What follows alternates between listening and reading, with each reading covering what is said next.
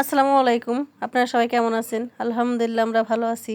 এখানে দেখেন আমি ২টা আলু গ্রেট করে নিছি আর দিয়ে দিলাম মরিচের ফাঁকি আর দিয়ে দেবো কর্নফ্লাওয়ার।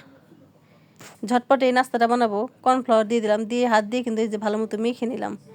এই নাস্তাটা কিন্তু খেতে অসাধারণ লাগে আর ঝটপট বানিয়ে নেওয়া যায় কোনো ঝামেলা ছাড়া। এত খেতে এত দারুণ হয়। দেখেন এই যে আমি ফিঙ্গার রোলের মতো করে নিছি, এখানে তেলে ভেজে নেব। এটা খেতে কিন্তু অসাধারণ।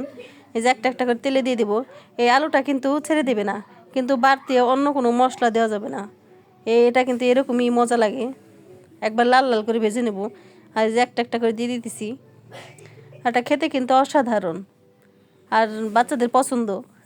এটা কিন্তু সব বাচ্চাদের পছন্দ থাকে আর এটা খেতে এত মজা। দেখেন এই যে আমি একটা একটা করে উল্টাই দিব। 2-5টা একটু লাল লাল করে ভাজতে হবে, তাহলে ভালো লাগবে। দেখেন একবার লাল লাল হয়ে গেছে, আমি একটা একটা করে উল্টাই দিব। এটা খেতে কিন্তু অসাধারণ লাগে। আর আমাদের ভিডিওটি ভালো লাগলে লাইক এবং শেয়ার করে দিবেন। আর যারা আমাদের চ্যানেলে নতুন দেখেন ভিডিও, তাকে সাবস্ক্রাইব করে দিবেন। দেখেন যে লাল লাল করে ভেজে নিছে একদম।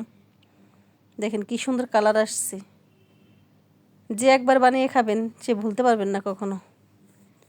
এত টেস্টি এটা খেতে, দেখেন অসাধারণ। এখন আমি উঠাই নেব, ভাজা শেষ। একবার লাল লাল করে ভেজে নিয়েছি, উপরে কিন্তু ক্রিস্পি থাকে, ভিতরটা একদম সফট। এই নাস্তাটা খেতে এত দারুণ লাগে। দেখেন এই যে সবগুলো আমি যে উঠাই নেব এখান থেকে। দেখেন কি সুন্দর কালার আসছে আর গরম গরম এটা খেতেও সেই অসাধারণ লাগে। দেখেন এই যে সবগুলো আমি ভেজে নিলাম, সবগুলো উঠাই নিছি আর খেতে কিন্তু অসাধারণ লাগে এটা।